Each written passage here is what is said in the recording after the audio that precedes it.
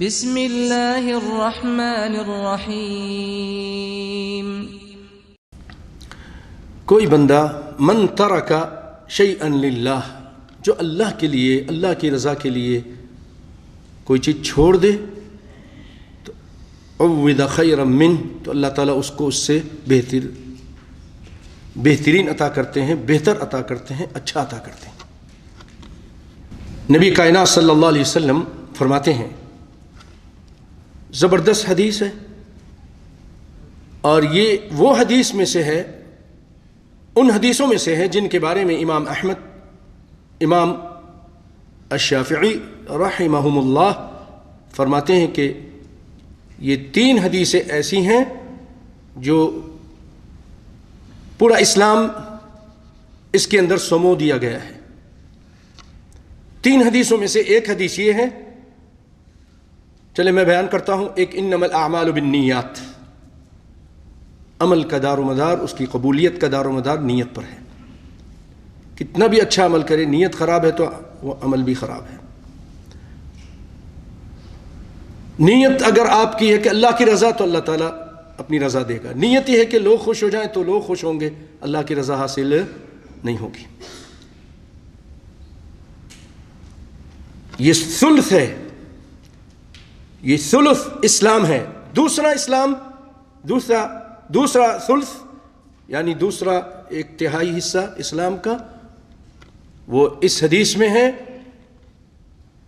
کہ کائنات کے امام صلی اللہ علیہ وسلم فرماتے ہیں، من احدث فی امرنا ھذا ما لیس منہ فہو رد، جس نے اس دین اسلام میں کوئی نیا کام کیا دین سمجھ کے، جو ہم نے نہیں بتایا، قرآن میں نہیں، حدیث میں نہیں، دین سمجھ کے، ثواب سمجھ کے وہ کرتا ہے، فہو رد ای فہو مردود، وہ مردود ہے، کام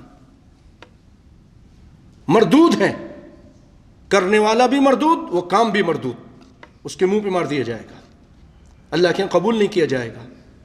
یہ جو کچھ آج کوئی میلاد منا رہا ہے، کوئی جناب تیجا منا رہا ہے، کوئی برسی منا رہا ہے، کوئی 40واں منا رہا ہے، کوئی اذان سے پہلے کچھ کہہ رہا ہے، کوئی اذان کے بعد کچھ کہہ رہا ہے جو رسول اللہ سے ثابت نہیں ہے۔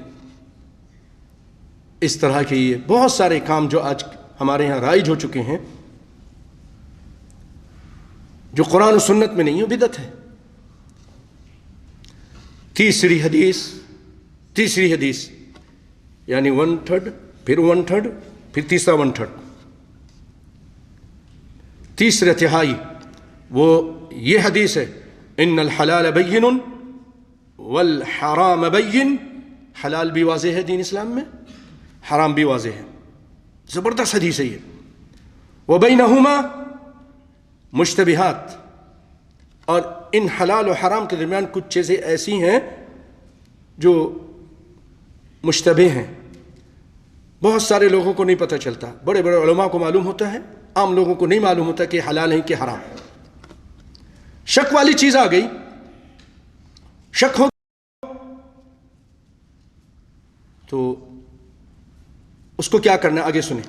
لا يعلمهن كثير من الناس، بہت سارے لوگوں کو نہیں معلوم ہے۔ تو اب آگے فرماتے ہیں آپ صلی اللہ علیہ وسلم، فمن اتقى الشبہات، جو شبہ والی چیز سے بچ گیا، شبہ آ گیا، کوئی کچھ کہہ رہا ہے، کوئی کچھ کہہ رہا ہے، اس میں شبہ پیدا ہو گیا، وہ کہتا ہے میں نہیں کرتا اس کو، میں نہیں یہ کام کرتا۔ تو آپ فرماتے ہیں جو شبہ والی چیز کو چھوڑ دیتا ہے، اس سے اپنے آپ کو بچا لیتا ہے، اس سے بچتا ہے، استبرأ لدینہ وعرضہ، وہ اپنے دین کو بچا لیتا ہے، اپنی عزت کو بھی بچا لیتا ہے۔ شبہ والی چیز کو چھوڑ دیجئے۔ ومن وقع فی الشبہات، اور جو شبہ والی چیز میں واقع ہو جاتا ہے، اس کو کرتا ہے، اس کو اپنا لیتا ہے، وقع فی الحرام، کائنات کا امام محمد مصطفیٰ صلی اللہ علیہ وسلم فرما رہے ہیں کہ وہ آدمی حرام میں واقع ہو گیا۔ ایسا آدمی جو شبہ والی چیزیں کرتا ہے وہ حرام میں واقع ہو گیا۔ کالراعی یرعی حول الحمی، اس کی مثال ایسی ہے جیسے کوئی ایک چرواہا ہے نا، چرواہا بکریوں کو چراتا ہے، ان کو چرنے چگنے کے لیے لے جاتا ہے، حول الحمی، چراگاہ کے ارد گرد۔ مثلا وہ اپنی بکریاں لے کے گیا ہے، لیکن ایک جاگیردار ہیں، اس کی چراگاہ ہے، اس نے بنائی ہوئی ہے چراگاہ، اور کوئی آر نہیں ہے، کوئی رکاوٹ نہیں ہے، وہاں پر اس کے جو گھاس یا جو اور پودے اگ رہے ہیں. اب یہ بکری والا اپنی بکری کو اس کے قریب قریب ان کو چڑھنے چگنے کے لیے چھوڑ دیتا ہے. تو اب بتائیے بکریاں ہیں، ان کو تو نہیں معلوم نا یہ کس کی کھیتی ہے، یہ کس کی کھیتی ہے. تو آپ فرماتے ہیں، دیکھیے کتنی دقیق آپ مثال دے رہے ہیں. کالراعی یرعی حول الحما یوشک ان یرتع فیہ، قریب ہے کہ اس کی بکریاں اس کھیت میں بھی چلے جائیں، اس چراگاہ میں بھی چلے جائیں جو دوسرے کی ہے، اور اس سے کھا پی لیں، اس سے چر چگ لیں. پھر آپ فرماتے ہیں الا وان لکل ملک حما، یاد رکھو ہر بادشاہ کی ایک چراگاہ ہوتی ہے، کیونکہ اکثر بادشاہ لوگ اپنے لیے جانور پالتے ہیں اور ان کی چراگاہ ہوتی ہے، اس میں ان کے جانور چرتے چگتے ہیں. تو آپ نے فرمایا ہر بادشاہ کی ایک چراگاہ ہے. الا وان حما اللہ محارمہ، اور اللہ کی جو چراگاہ ہے وہ اس کی حرام کردہ چیز ہے، اس کی حرام کردہ چیز ہے، اس کے قریب مت جاؤ. اس کے قریب جاؤ گے تو ممکن ہے کہ تم اس میں واقع ہو جاؤ گے. ایسے دوست مت اپناؤ جو ڈرنک کرتے ہیں، جو سگریٹ پیتے ہیں، جو چرس پیتے ہیں، جو زنا اور بدکاری کرتے ہیں. ممکن ہے آپ ان کے ساتھ پھر اس کام میں واقع ہو جاؤ گے. ولا تقربوا الزنا، یہ نہیں کہا کہ ولا تفعلوا الزنا ولا تزنوا، یہ نہیں کہا ولا تقربوا الزنا، زنا کا قرب بھی حاصل مت کرو. ایسے ویب سائٹس مت دیکھو، ایسے کلپ مت دیکھو جس میں گندی چیزیں ہیں، ایسی جگہ مت جاؤ، ایسے دوست مت بناؤ.